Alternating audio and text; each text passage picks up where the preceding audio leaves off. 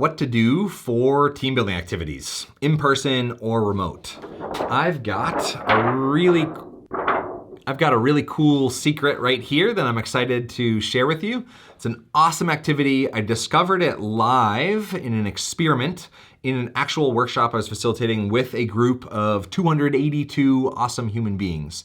The workshop was focused on the art of remote connection that I was leading. I'm Chad Littlefield. This channel exists for you, leaders and educators, helping to make connection and engagement easy. Let's dive into it.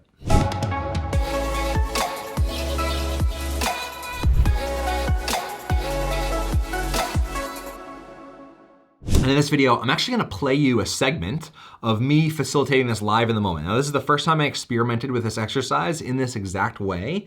And so since then, I've got some refined thoughts and ideas of how to do it better and how you can do it with zero extra stuff. I'm a big fan of low or no prop ability to do team building. I'm also a big fan of team building that you can weave into your current meetings, practices, classes, etc. Teeny bit of context before we cue up this clip of a live workshop that I was actually facilitating is this happened right in the very beginning, and I called it the unofficial start. This is a brilliant idea and term that I got from a guy in Australia, a good friend named Mark Collard. He's the founder of Plamio.com, an amazing resource with hundreds of different written and video tutorials on team building exercises, collaborative learning exercises, icebreakers, energizers, etc. All searchable by length of time, by the type of group, by the purpose you want to accomplish. It's an amazing resource. And there's a link in the description that you can jump right over to Plamio and save, I don't remember the percent, I think it's 50% on signing up, but there's also a free version with tons of stuff. Definitely check out Mark's stuff and Plamio.com. Big fan. But this idea of an unofficial start is something that actually begins a few minutes before the official start and goes a few minutes after the official start. And in my terms, it's designed to immediately and purposefully engage people in whatever you're doing. And so I was leading a workshop focused on the art of remote connection. And so I wanted to start with some connections.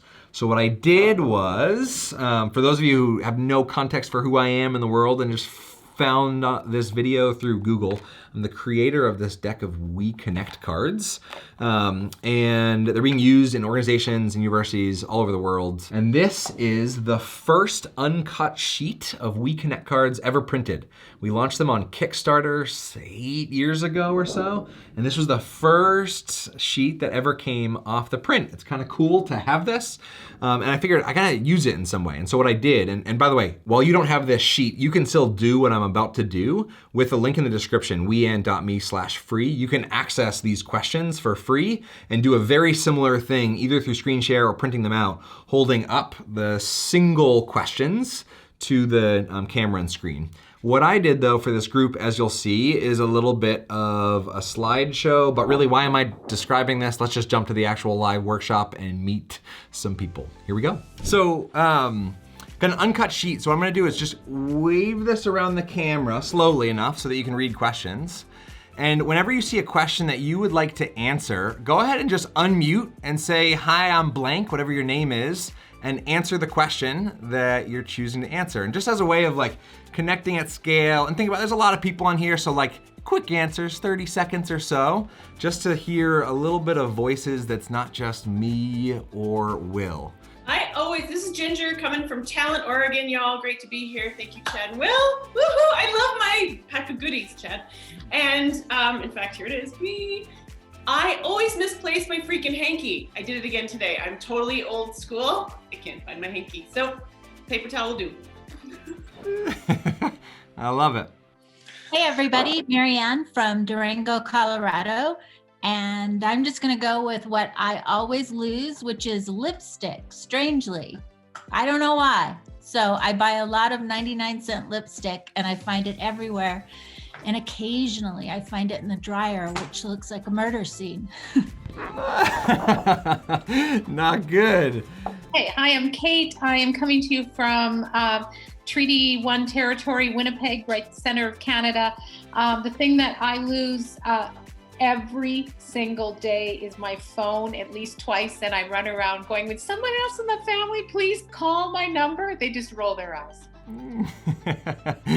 I love it. Kind of cool, right? Kind of cool to see that happen live and see, and you could see with every time that somebody unmuted and chose to answer a question or share, we could have dove deep, asked more follow-up questions. I could have extended the conversation by inviting somebody else on the call to listen to what each person said and then unmute and follow up with a question rooted in their curiosity to take it a little bit deeper, right? And made it interactive in that way. But in my mind, the best team building sometimes is really just being deliberate about asking really great questions. Because building a team largely happens through interpersonal trust, and interpersonal trust develops through conversation and experience together. And one way that you can accelerate experience together is by sharing and unpacking experience from somebody's life, right? We all carry around this library. I'm going like this because we carry around this library of years and years of ungoogleable life experiences, stories, moments, philosophies, perspectives, etc.